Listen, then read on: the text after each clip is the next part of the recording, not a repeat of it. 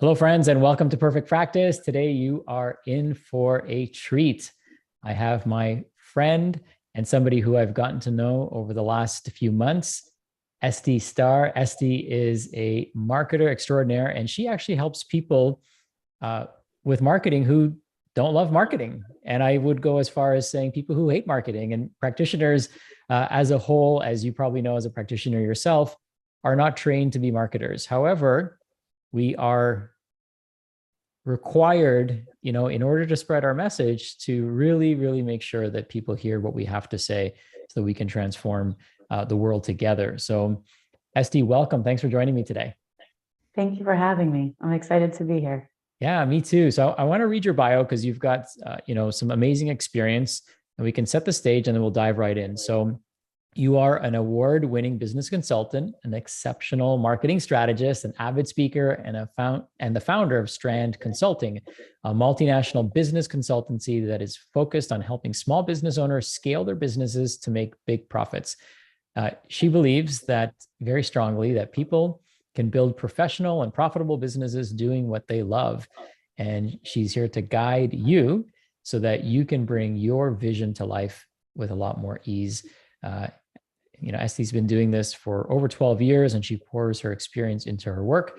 We've gotten to know her through a mutual mastermind that we belong to called Try for Leaders, where our friend Kevin Thompson hosts us, and that's how we got to know each other and got a glimpse into your marketing brilliance. So I'm super excited to dive into your world and help practitioners who are listening to this, find their voice and fall back in love with putting their message out there. And I know sometimes it's a psychological tweak, sometimes it's just a strategic tweak that they need. So let's dive right in and help these practitioners help more people. How's that sound? Sounds amazing. A little bit what I live for. Awesome. So where does your journey in marketing start? I'd love to give a little bit of background and context there. Sure. I mean, it might start in the womb, but technically, there are family stories of marketing things that I've done from when I'm 7. Started my own first profitable business when I was 10. Did get a degree in marketing from a business school in New York, which is where I was born and raised. And my journey in my current company started about 2011. I was working as the CIO of a multinational nonprofit, and I loved my job. I loved my boss. I had flex time, which was really important. I had 3 little kids at the time. I now have 5 less little kids that I single parent. And I just was looking for that balance always, like professional, good money, intellectual stimulation, contribution, and freedom to be a family person, if you will, right?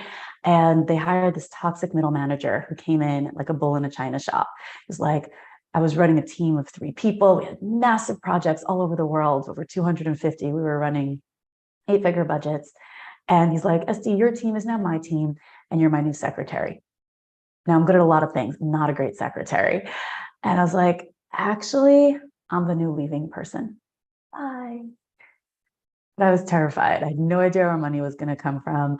I was the sole supporter of our growing family. My now ex-husband was still studying. And I just knew I couldn't stay. And I had this crazy dream to help small business owners. And really, I was in my 20s, okay? It was crazy. At that time, it was before everyone and their brother, sisters, dog walker's niece was a business coach. This is 2011. As a small business owner, you either had it or you didn't. That was just the world back then. It was a whole different place. And I had this crazy dream. I wanted to build a consulting firm for small business owners. That's what I wanted to do. And so I left my job with my insane dream. And I would hear these people like at the coffee shops, like, oh my God, you're so talented. You should like sell your cupcakes for $1 and be such a good business.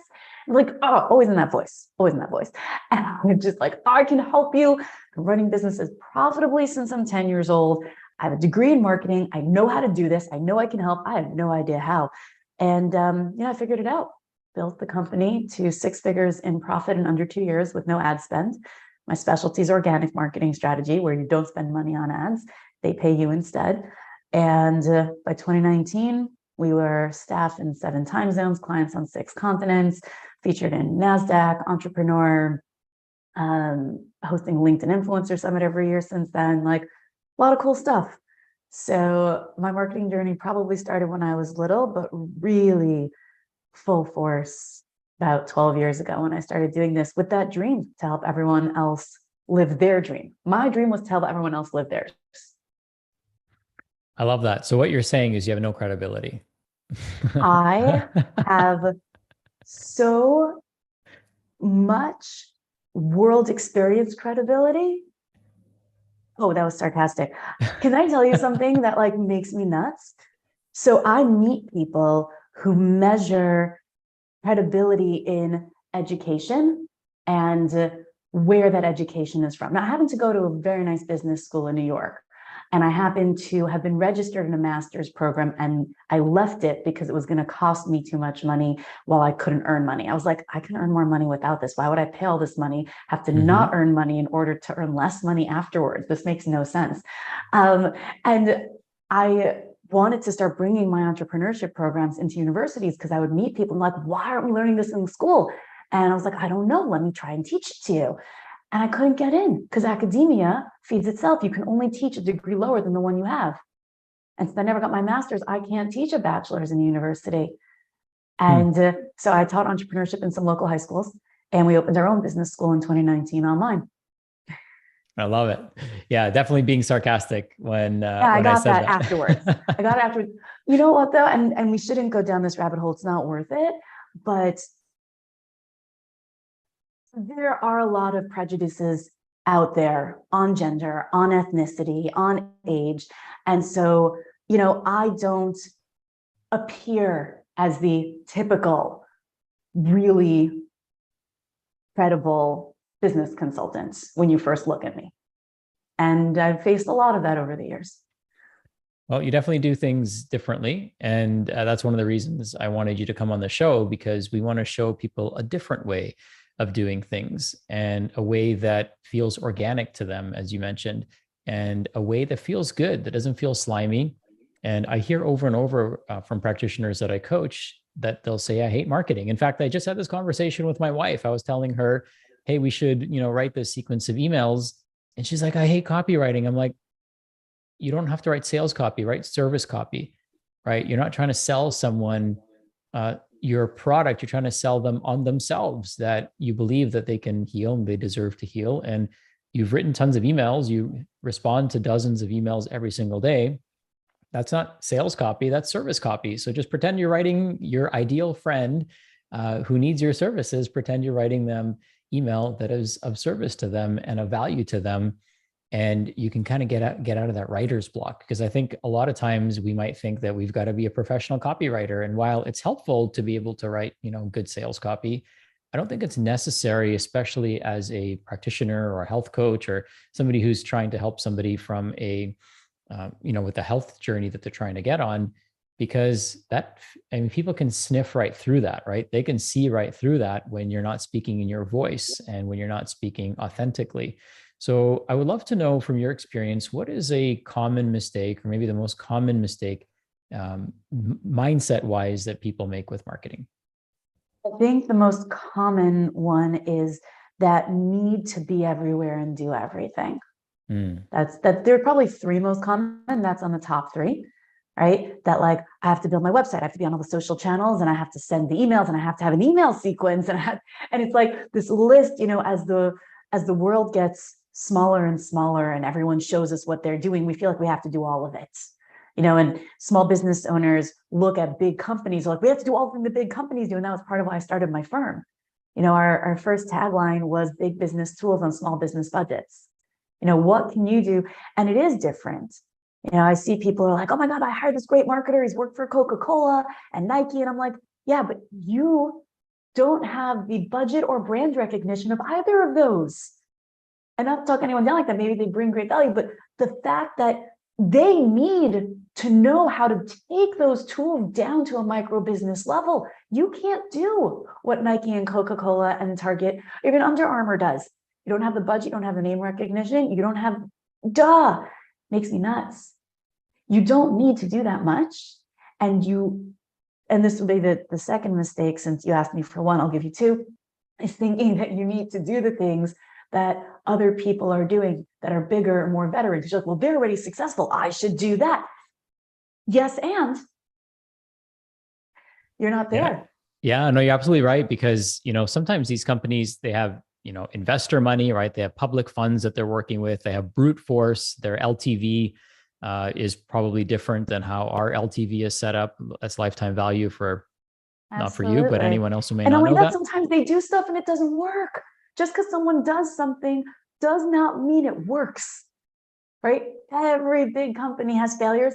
Every small business has had failures. So you're watching a competing influencer on Instagram and you're like, they're doing all these things. I got to do all those things. You don't even know if those things are working for them. All you know is that they're doing them. You're like, oh, I have to do it because they're successful. What does that mean? They're successful. What does that mean? Yeah, I mean, the truth is we have no idea, right? Like we're No not in their idea, bank unless you're on the, accounts. and I'm on the back end of it. So I can tell you sometimes yes and sometimes no. I've spoken to influencers who have hundreds of thousands of followers who aren't making a dime. And I've spoken to people who have a few hundred followers who are making seven figures plus. There's no one path. There's no one set of requirements, and it's definitely not all requirements. You choose your success and then you choose the path that works for you with your assets, abilities, preferences to get there. And there's a path for everyone. I love that because sometimes people think that they need to have big numbers, right? They need to have 1 million followers or 10,000 followers in order to be able to, be successful. But it's really not the number of followers; it's the quality of your message and how much people resonate with your message. Sometimes people might just be following you for entertainment purposes, but not for transformational purposes, right? Absolutely. And sometimes people just buy followers. Less common now, but it was really common about 5, 6 years back. A lot of people were buying, but it's still there. But it's, now that Instagram took away their 10K rule for swipe ups, it's a little less appealing.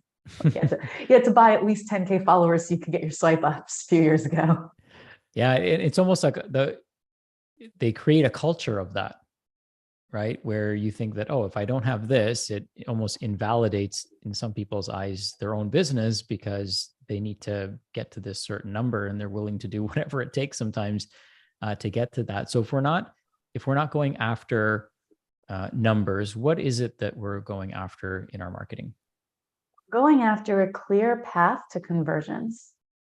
Right? The goal of marketing, I've created my own definition, is the creation and communication of value of your product or service to your target customer or client to convince them to buy.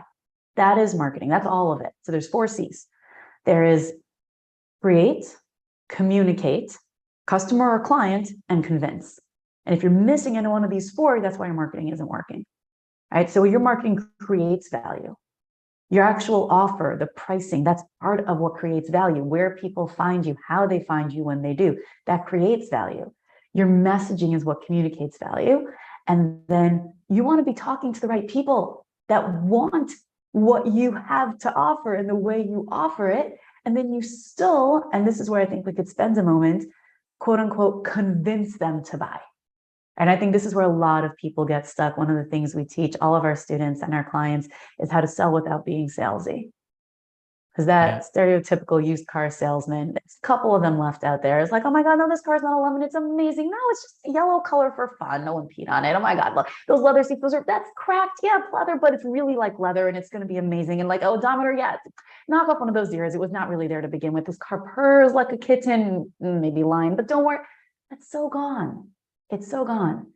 And if that's your personality, have fun. But for most people, that's not. And that's how they think of sales. I remember such a great moment years ago. We were doing dinner with a group of friends, and one of the guys I hadn't seen in a long time, I'm like, hey, what are you up to? And he's like, oh, I do corporate real estate. I'm like, oh, cool. So sales? He's like, no. I remember he got so mad at me. He's like, no, I don't do sales. I was like, okay, my bad. What do you do? Maybe he does development, I don't know. He's like, well, I just research different property and investment opportunities, and I put together presentations, and then I meet potential investors and show them why it might be worth it for them. I'm like, sales. Sorry, something stuck in my throat. That's sales. That is sales. This misunderstanding that sales is to manipulate someone to do something against their will for your own benefit. That's just, it's one way. And it's not always, and it's not the definition of sales.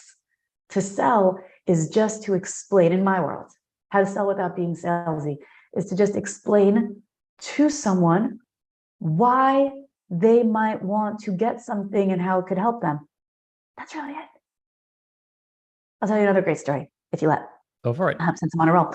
So one of our students was a kind of a health practitioner, Reiki certified coach, that type. And she had been through this really great training program, was employed. Like, we all know this story. We all know this human, right? And she's a real human. But I've also met many people in a similar situation. And while she's in this program, this training coaching program, she was just telling all her friends about it because she was loving it. And everyone she would meet, she would tell them that's what she was up to. And she was getting clients. She's like, this is amazing. I have a business. This is great. So she graduates the program and she's like, okay, she quits her job, hires a marketing team. Oh, this is by the book. Okay. Hires a marketing team, gets a logo, gets a website, gets her social set up, and no clients. She's like, I don't know what to do. I don't know how to sell. I don't know what happened. It's broken. I need to get another job. She's like freaking out. And we sat down and I said, okay, what was working before? She's like, well, before I was just excited and I was just telling people what I was excited about and how it could help them and how it was helping me. And they just bought it. I was like, and what are you doing now? She's like, well, now I have to sell them. I'm like, that was sales. That was it. You were doing it. You just got to do that again. That is it. She's like, and this disconnect. Sales is just you explaining as yourself to people who are interested what interests you that could benefit them, that you do. That's it. And yes, there is a framework and there is a way to do it, but that's what it is in essence. It's an offer of value to someone who sees the value, and then there's an exchange of value in return, which usually is money. Sometimes it's barter, sometimes it's housing. So, people get all kinds of things, especially when you're in the healing professions. It's beautiful. There's so many people who can benefit from what you do. You can barter almost anything. One thing that's come up is a term called bro marketing. And the world is now filled with internet marketers, and we won't name any names, but I get mad. You probably This know gets who me mad. Yeah. But I would love your thoughts on that, because a lot of times what happens is the way we buy isn't necessarily the way our clients want to buy. So if you have an online business, you might think that, oh, I bought this product from an online marketer, let's say, who provides value to me. That doesn't mean that you have to sell that way. And sometimes that's what happens. And I've seen that happen and backfire. And people are like, well, this guy's making, or this person is making, they're successful, obviously, because we can see the growth of their business. But when I try to do that same strategy, or, they try to sell me their webinar formula, for example, or their sales formula, it just falls flat. It's so mad. I'm going to get so mad. Yes, because it's authentic to them and not to you. It's authentic to them and not to you. They can sell that way because that is who they are. And the fact that you bought it is because you bought their authenticity. You bought who they are, and they sold you who they are and what they have to offer. And when you do it and it's not authentic to you, you're not selling like they are. You're copying the externals. You're missing all the stuff that's inside. One of my favorite analogies that I created to try to explain this is, imagine you're out, it's a hot summer day, and you see this cute little snow cone stand on a corner. There's like a line all the way down the block. You're like, well, this is brilliant. All he's got is ice shavings and, some flavored syrup. Everyone's buying. I can do that. There's more than enough people, right? So a block away, you open up your own little snow cone stand, and no one's buying from you because he's not selling snow cones. He's selling icebergs. You have no idea what was going on under there. All you saw was the outside. All you saw was the webinar or the formula or the ad or you have no idea of all the underpinnings. When something works, there are at least, we do it, it's a 12-step program. There are 10 to 12 moving parts, depending on the industry. You might have one, and you probably only see one or two of anyone else's business before you get all into it. And when you try to copy that, the thing that you were buying, and I'll tell you, I've done this myself. I've done it myself. I have tried other people. I've done the same thing I tell my clients not to do, but in my own moments, I've done exactly that. I've had amazing trainings and webinars that people loved. And then someone's like, oh, but you should see this new one. I'm like, oh, that one does look really good. Oh, I should try that. And then I do it and it's terrible. And I'm like, right, that's not mine. Mine is really good for me. His is really good for him. So I make the same mistakes because it's shiny. It's so shiny. It's like candy. You're like, you think it's going to be so sweet. You just need to be you. You just need to be you. And if you really resonate with what someone else is doing, it really fits for you, and you get all of the under layers of why it works. So if you're copying someone's webinar, that's a promotional and possibly a conversion strategy. Are you reaching the right people? Are you in alignment with your message? Are you positioned accurately in your industry? Does your offer make sense? Does the pricing make sense? When people seek you out, does your presence reinforce what they're saying? What's your number scale, right? So we don't need big numbers, we need conversions. To reach 100,000 people and one person buys something, that's not necessarily a winning strategy. Like, why are we spending all the time to get in front of 100,000 people who either don't care or you're not communicating it right? Don't do that. Yeah, so true. The thing that I find is authenticity is what really attracts the right type of person. And if we're not authentic to who we are, it shines through, or comes through in everything that we do. And even if we're not authentic to who we are in our messaging and how we show up in the world, I find that we attract the wrong people. And Absolutely. then even And it though they just buy bites. from us, yeah, even though they Even buy if they from us, buy they're it, the wrong it fit. bites you in the end. Absolutely. I was just doing laser coaching yesterday, 2 days ago, um, in a different mastermind presentation for a different mastermind group. And one of the people came on, he's like, okay, like, it was like a mini presentation. And then they asked me to laser coach a few of the participants. And so when the guys comes on, he's like, okay, should I just show you my website? I'm like, what do you do? What are you doing? They just wanted me to critique the website, but what's the context? And turns out they're building a sales funnel for an offer that they've never tested. It's like, well, we have 4 people signed up. I'm like, where do you get those 4 people? They're our existing clients. So you've taken your existing clients and offered them an upsell, and now you want to blast that out via web funnel through a social media strategy. But you have no idea who the best people are, except that existing clients, a small percentage of them will upsell into it. You don't know what the messaging is. You don't know if anyone likes your offer. But you need to get on some phone calls. He's like, oh, that's not sustainable. We can't get on the phone with everyone. I said, what about the first 20 people? If you can't sell that thing on the phone, you can't sell it on a website. And everyone misses this because we're inundated with messaging and bro marketing and radio ads that are like point click business, let's go shopify.com, and you're just like, oh, it's that simple. It's not. It's a practice like anything else, and it's a discipline, and anyone can do it, and anyone can learn it, and anyone can make it work for them, but you need to do that. So let's get into that. Where does one start? So if somebody is like willing to wipe the slate clean and say, okay, I'm going back to the drawing board, where do we start? So we start at making sure we're really clear on our value proposition and our ideal target. We start by just getting really clear. Why am I here? What am I doing? Who are my best people to serve? All right. And there's a whole path to defining that. But before you do it, you can't do anything else before you know that, because otherwise you don't know your messaging and you don't know who you should be talking to. And if you do that and you're wrong, at least you've tested and you could say, hey, well, these aren't my people. They don't like it. Or these are my people. I know I can solve their problem, but they don't seem to like what I'm offering, so I have to change my offer. Before that's basic. Level 1 value proposition connection, right? Who am I? Who am I serving? What am I doing for them? That's level 1. Once I know that, and let's assume we know that, we know our best people. Now we're going to use what I call our swan strength to reach our bees. This is a absolute SD creation. Sometimes my students are like, I looked for it and I couldn't find your thing. I'm like, that's because I made it. It's not, you're not going to just find it online. I made it.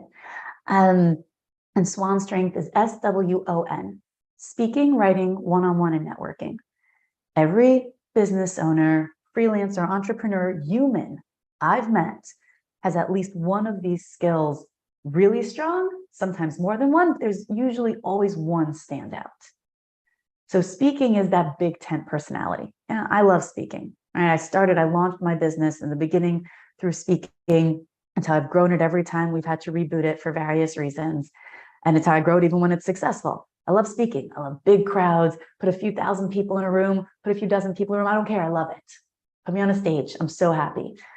You use your speaking skill, whether it's at seminars, to groups, in webinars, on social media, right? Then you're doing posting and maybe videos, but you're talking. If your skill is speaking, you're looking for where you can speak to get in front of people. You're honing the skill of selling from stage. If you're trying to do stage presentations, these are skills.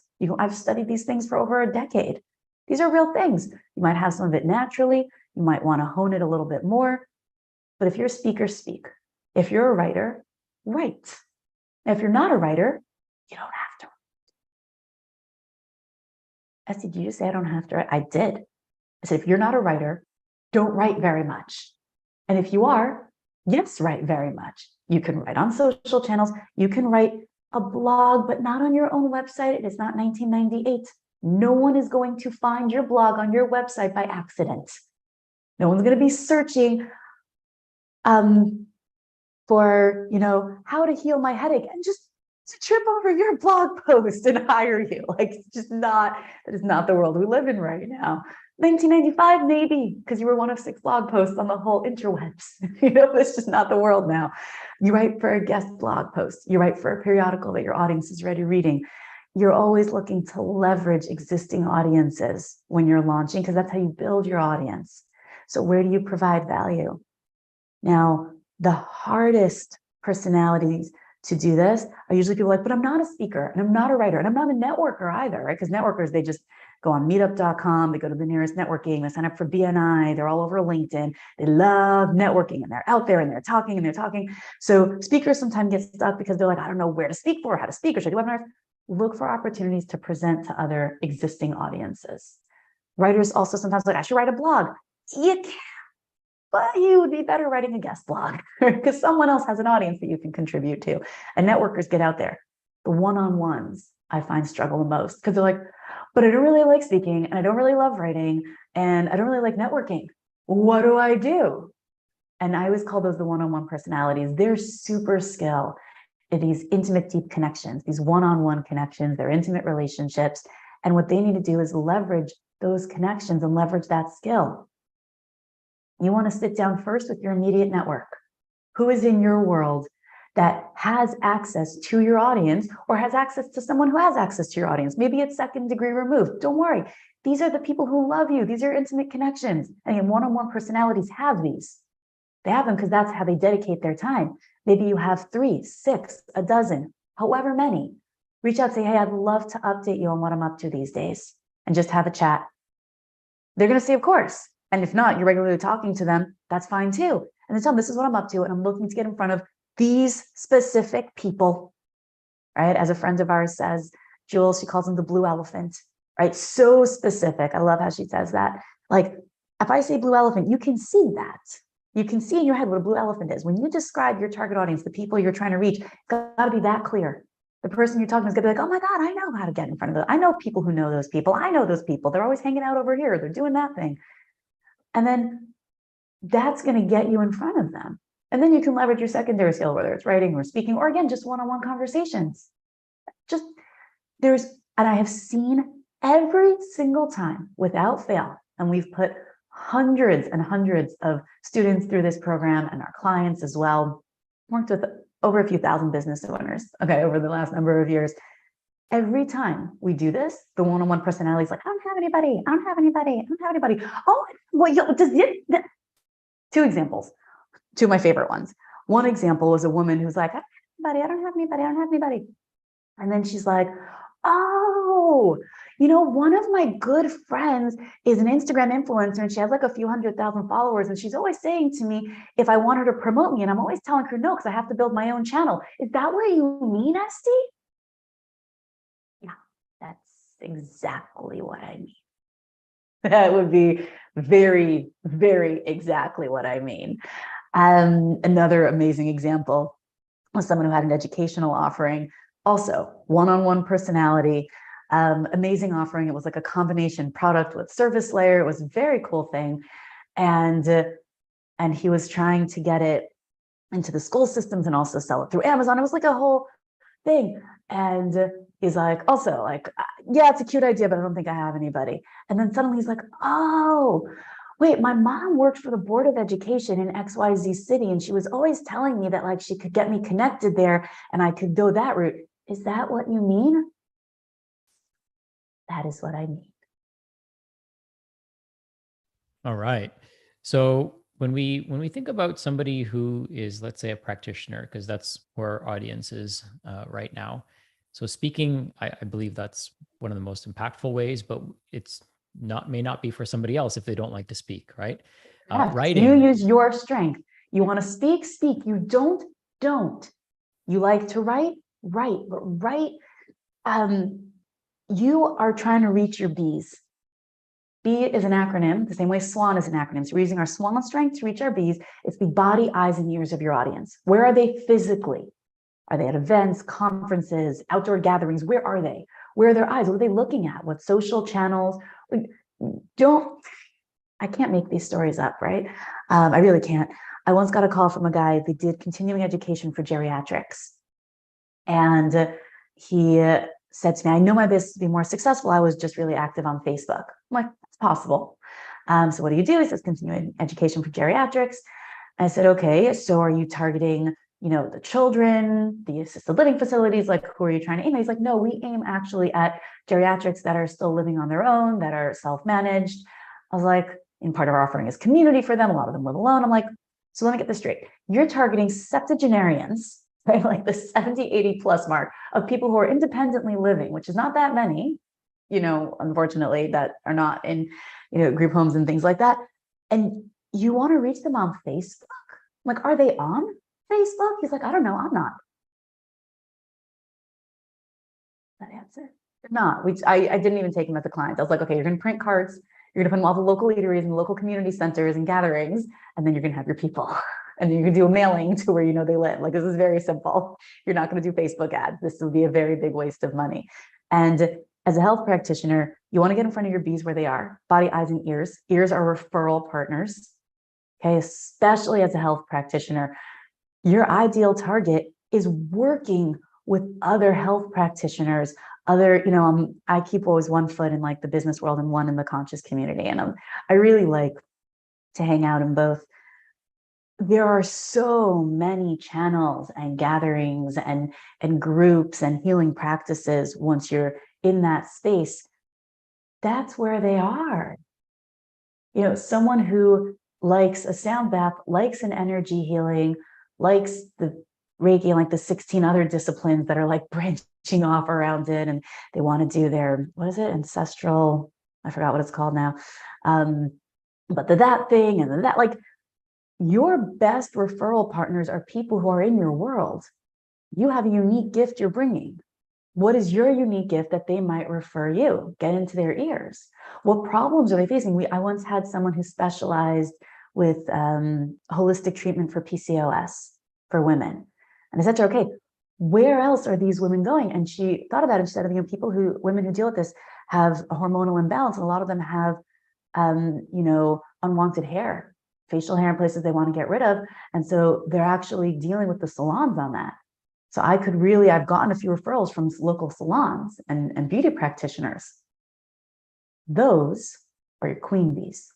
Your queen bees are the people, organizations, institutions, individuals that your bees flock to. You find one queen bee, that's almost an unlimited lead flow.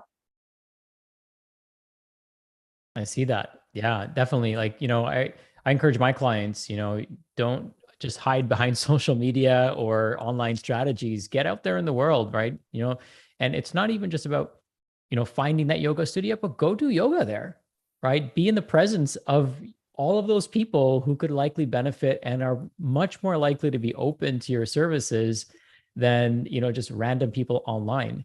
These people Absolutely. have And then know invested how to time, talk money, and about what you energy, and they're do. going into that environment where they're raising their hand and saying, this form of health and wellness and self-care is important to me. I'm willing to spend time and money to be here, which means I think they're much more likely to obviously use our services as healthcare practitioners, holistic healthcare practitioners. Sorry, I interrupted you. Go ahead. Oh, no, absolutely. I'm sorry I interrupted you. And just be in that space and know how to tell people what you do in a way that engages them. Don't hide, don't be embarrassed. It's not salesy. I actually think it's the opposite. I really view people who are unwilling to share what they're doing in a way that can benefit others as it's backwards, right? You're so much trying not to sell because you don't want to manipulate anybody, you don't want to be salesy, that you are withholding your gift from people who need it. Well, they should just know. What do you think they should know? They should guess. They should figure it out. When someone asks you what you do and you say massage therapy, they should know that you have this whole really cool thing with crystals. How are they supposed to know? And when you say I'm a healer, you and 16 billion other people, how are they supposed to know? You've got to know how to say it. And yeah, I get upset about this because a lot of people who talk about hating marketing, to me, it's because you don't know what marketing really is. You know what you think it is. I love marketing, but I don't like any of the kind of marketing that you hate. I hate that stuff too. I love real marketing, real authentic communication of what we offer and who we help and how we help them so that we can then engage them further to help them more, because you need to be paid for your time or you can't dedicate your life to this. If you're independently wealthy and you have a trust fund and you just want to go out there and heal people for free, amazing, great for you. Most people can't do that. Most people, to dedicate their life and time to helping others, need to be paid for it. Otherwise, they can only do it part-time. Wouldn't it be nicer if you could do it full-time? Wouldn't it be more beneficial to the world and the people you want to serve if you got paid enough to keep serving them more and more? It would. It absolutely would. So just know how to say it. It's like you go on a first date and you're like, listen, at some point, I'm going to be disheveled. I'm going to be a little smelly. I'm going to look a little messy. So I should go on my first date looking a little disheveled and messy and smelly because she's got to like me for me. That's not how we do first date. Okay. On the first date, we look presentable. We want to be on our best babe. That's just how we do first dates. We want to be authentic. We want to be ourselves, but we don't want to show them our worst possible state. And in marketing, I feel like people do that. They're like, well, I'm just going to be me. I'm just going to be me. So it's not neat and it's not professional and it's not whatever because I hate marketing. I'm just going to let them know I'm a healer. And if they get it, they get it. No, they don't get it. It's not how we do it. It's not how we play. This has been like a really good reframe, for I hope our listeners, and certainly I'm picking up some wonderful nuggets here and I'm writing them down as you're speaking. What would you say would be an immediate next step somebody who's listening to this can take? I would love for you to, let's just say hypothetically, I was to call you and say, hey, I agree with everything that you're saying. What's my next step? What would you say? Well, I'll give you a really cool free present that you could do as a next step from me, which is a 3-day marketing success challenge. So if you go to my website, estiestarr.com/free gift. So it's ESTIESTARR.com/free gift, estiestarr.com/free gift. You can have a present 3-day marketing success challenge that gives you the clarity and confidence to market yourself successfully. I think that's a great next step. And if we were to get on a call, I would explore with you, depending on your budget and your abilities. My dedication for over 12 years now has been to make sure that this level of information and strategy is available for micro business owners. So we have offers starting as low as in the hundreds of dollars and all the way up into the tens of thousands, depending on the scale and scope of what the company needs. I'm totally happy to help you. This is, I just got the most beautiful testimonial today, as I was telling you right before we hopped on. Our main marketing strategy program. We just wrapped our first partner cohorts with another company. And one of the guys said, he's like, listen, I didn't know if I was going to take this. Like, I'm really busy. I have a lot going on. But I saw that it was the whole thing. He's like, I'm always hiring all these freelancers and trying to piece things together from Fiverr and Upwork. He's like, and this is the whole thing. It's the branding, marketing, sales. It's how the whole thing comes together in one place. He's like, I get it now. I get it now. And so that to me is my next step for you. I want you to get it. I don't need you to do it. I need you to understand it. The same way everyone understands how you build a house. You don't need the details, but you know the difference between a contractor and a plumber, an electrician, and an interior designer. In marketing, most people don't. I don't need you to build the house. You can. There's lots of things you can do like that. But it's really hard to even hire the right people when you don't get how the whole picture works. And my dedication and my big picture vision and mission and what I do is that information is common knowledge for all potential and existing business owners, because then they have the recipe they need for their success. I love that. I love that you help people no matter where they are on their journey. And what I'm really appreciating is how we can really step into our authentic self, because that's who we know how to be best, although we may not be showing up that way in our messaging. And that makes it feel a little bit icky. It makes us feel out of alignment and out of our resonant frequency. You know, when we're doing something that is working perhaps for somebody else, I almost guarantee it's not going to work for the next person, because you're out of alignment and there's a frequency that you're emitting that people can sniff, right? So to speak, they can see right through it. And as genuinely as you want to help them, you may not be doing yourself or them a favor, because they're not seeing the real you. They're not getting to know the essence of why you do what you do and who you are. And, you know, I've also always, really aligned with the statement that people don't buy what you do, they buy why you do it. And, you know, I find that a lot of times that gets left out of the equation as well. So I'd love to know, where does that fit in to the equation? Well, law of attraction is a super law, right? So if you're out of alignment, you're going to be attracting people who are out of alignment as well. And then you're going to wonder why, right? So you're not feeling congruence with your message. You're feeling like this push pull. And then you start attracting potential clients who are doing that same kind of push pull. They're interested, but they're not. And you're like, I don't understand. How am I attracting this? Because you're in that exact place. Law of attraction as a super law always fascinates me, because anytime I'm like, how can I possibly be attracting this? And I was like, oh, because not the angle you were focused on. It's a different angle, but it's always there. And to be authentic in your true self is, like I said, foundational. You tap into your purpose, right? So I'll list you the kind of 12 steps of our program so you understand the order. Number one, you find your core branding concept. All right, this is your C, this is the genesis, this is your essence. This is the DNA of everything that comes afterwards. This is your essential why. It's a little bit like Simon Sinek's Start With Why, but different because it's the Estie version. This is the why you do what you do. And I've created this infographic that's a flower. And I've gotten some interesting feedback, like, it's so feminine. Like, yeah, you know why? Because A, girl, B, you want to keep pushing and building your business harder. You want to nurture it and just let it grow. All right, so we bring a feminine energy with the structure to it. So imagine a flower. The seed is the DNA of your entire business. This is your why. You find that. You build out your roots. These are all your branding elements. So every single thing in marketing that's out there today is somewhere in my flower, right? Your brand story, your vision, mission, your pitch hook, your USP, your brand archetype, all those things, those are roots. Those are just elements of your brand. Something that really I find so challenging for people is there's so many things out there, they don't know where they go. They're like, oh, I've done my brand story. Okay, now what? That was just a branding root. All you've done is put a root underground. Nothing happens now. You're not out there. And then the seed connects to the center of the flower. That's your target audience. That's STEM. That's the problem you solve for people. We like to call it the 2 a.m. problem. It's a whole teaching in and of itself, but it gets your messaging really fine-tuned really fast. It's a fun one.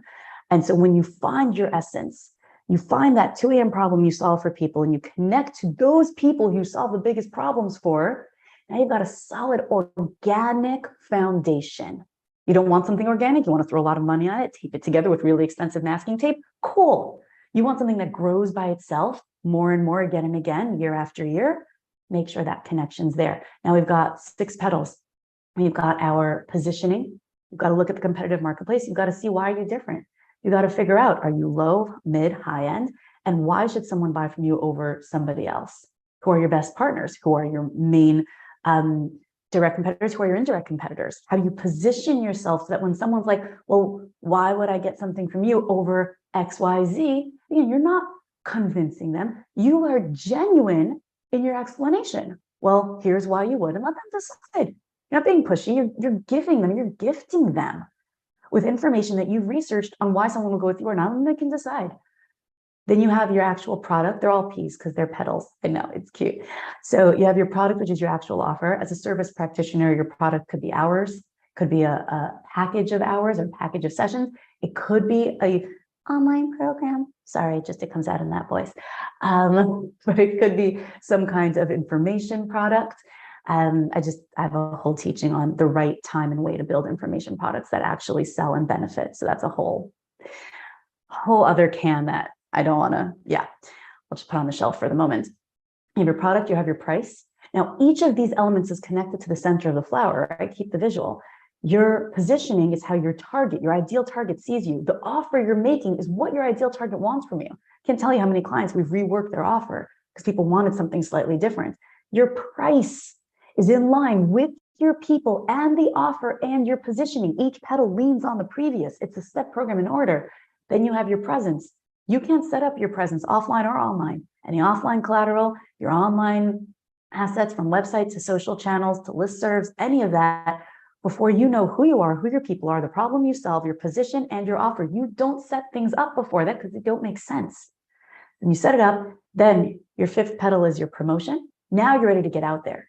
Because otherwise you get out there, but you've got nothing to stand on.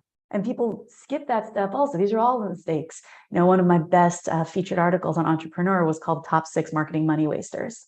Right? It was like front page for like 3 days. It was great because it's so common, all these things that people miss. And then lastly, they have your sales process. And the leaves, which are on the flower, those are your graphical and linguistic branding. That's your visuals and your logo and your business name and your tagline. They're leaves. They're extras.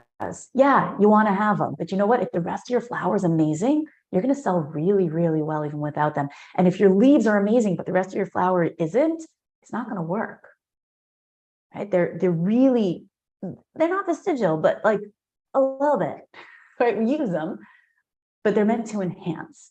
And so once you've done all of this, your last step, your 12th step is your sales process.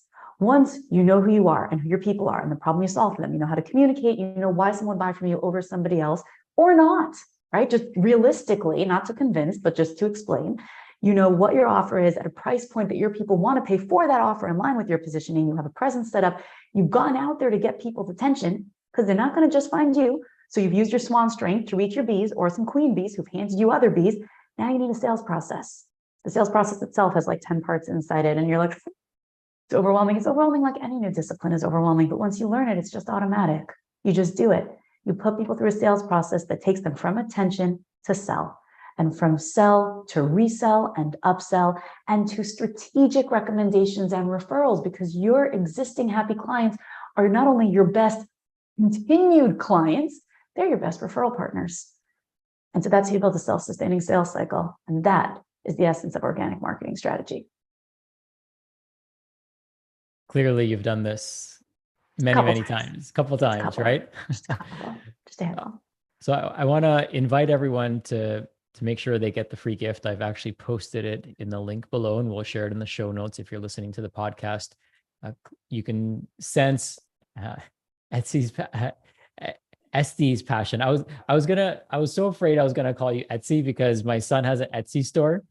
I'm sure that I'm assuming I get that it happens. a lot. I always tell people Estee Lauder.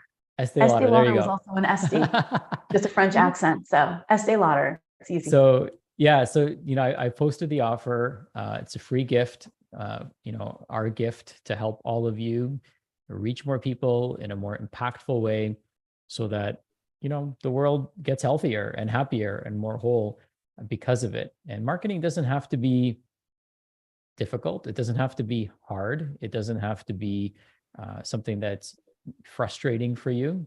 If you have a formula and you're willing to, go through the steps as we've outlined today, then you've got a framework that's going to help you move your message in the right direction, put it in front of the right people so that they can take action and find their wholeness once again. So thank you, Estie. My pleasure. For all and the then you amazing have that knowledge you shared real today. pipeline, not the one where some guy's like, I'm going to get you unlimited leads. Yeah, but are they good ones? Doesn't matter. Can I sell them? Who cares? Not my job. Yeah. Yeah, you bring up a good point, because that happens often, right? You get the internet marketer or the marketer that comes in and says, well, we put 1,000 leads into your pipeline or whatever that number is. And you're like, okay, well, they're not the right fit. And some of that could be the messaging is off, right? Or the The idea of authenticity it, are is they the off. right people? Is the messaging right? Is the offer correct? Do you have the right legitimacy? Are you positioned well in the industry? It's all those pieces. That's why we do all those parts before promotion. Promotion's where you go get their attention. And it could be that all those things pre-promotion are right, but you don't have a proper sales process. So they come in, they're interested, and then you run a sales prevention strategy. Which Sales, people do. I've done yeah. it. Some of my clients have done it. Like, it happens. We had at one point, I could only call it a sales prevention strategy. Just there was like different tech glitches and like holes in our system. And it was like, wow, all these people want to buy things from us and they can't. And every entrepreneur I know has gone through this at some point. Every single one, and I've had people at all different levels, some who are earning, a few $1,000s a month and some who are earning millions plus. It happens, but you can get all the leads in the world if running a sales prevention strategy. They're not buying. Yeah, I want to bring something up real quick as a case study. We've had events where we've had 10,000 people register. We've had events, our most recent one where we had around 3,000 people register, and our return on investment was much greater with the 3,000 people because our message was so much more clear, and the way we articulated the offer and presented it. We built up rapport with everyone. We shared case studies and testimonials. We had edification. We had positioning, like a lot of the things that you're talking about. I didn't do them with the knowledge that I have now. I kind of did them without even knowing, unconsciously, but now I can apply what you've taught us as we go into our next event, because we can lean into those strategies, which are highly ethical. They're not manipulative, so I can feel good about them versus other strategies that just feel out of alignment and out of resonance with me. So I appreciate this framework that you've shared with us today. It's so powerful, so valuable. And I encourage people to go back and listen to this, right? And maybe take some notes and just check off the boxes. Do you have these things in place? And if you don't, then check out the free gift. I would do that regardless. And let these frameworks support you on your journey ahead, because we all know that more people need the services that you have to offer, and yourself that you do great work. Now listen, if you do crappy work, if people get worse because they work with you, and they get unhealthier because they work with you, then by all means, like, just erase everything that you just learned. Don't do this, because we don't want to put good leads in front of bad practitioners, right? We don't want to put good people in the wrong place. We want to put good people in front of good practitioners so that you can work your magic and change their life. Absolutely. And your people that you want to serve deserve you figuring this out. You deserve it, and they deserve it. You deserve to earn what you need to enjoy and live the life you love while serving others and helping heal them. You both deserve to figure this out. That's why I'm here. Amazing. Estie, thank you so much. We're posting the link. Is there anywhere else that people can connect with you or follow the work that you're doing or see examples of how you put yourself out there in the world or some of your clients do? Totally. So at this specific moment in time, we're coming out of about a 2-year hibernation. So you can follow me on socials and on my own podcast, and we will be reigniting all of those within the next 6 months. And couple interesting things over the last few years.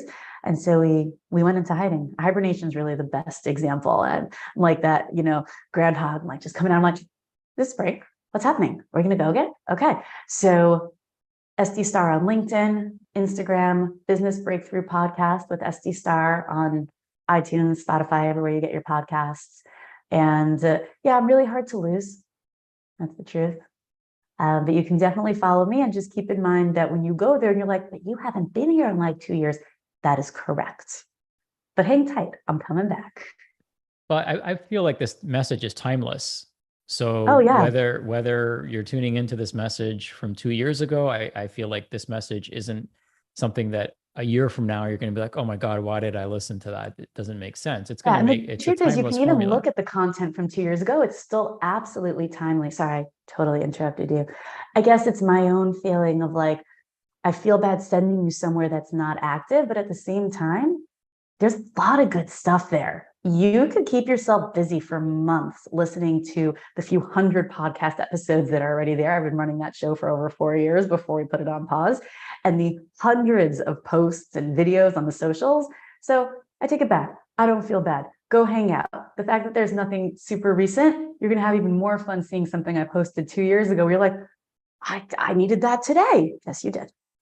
Yeah. I'm a big fan of ancient wisdom. Not that 2 years ago was ancient, but I like to refer to it as timeless wisdom, right? So the Yeah. Quran, the Kabbalah, um, the Bhagavad Gita, the Tao Te Ching, like these are books that you can read, scriptures that you can read over and over and over again.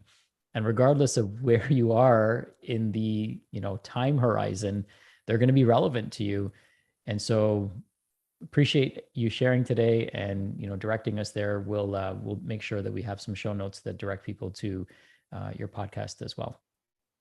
Awesome. Thank you. You're Thank super you welcome. for listening. Yes. So there you have it, my friends. Check out the free resources that Estie has created for us. Leverage them, use them to your power, connect with her, follow some of the work that she's doing, and let's start changing the world.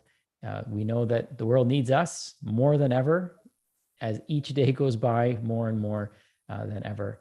So have an awesome, awesome day, everyone. Lots of love to you. And here's to you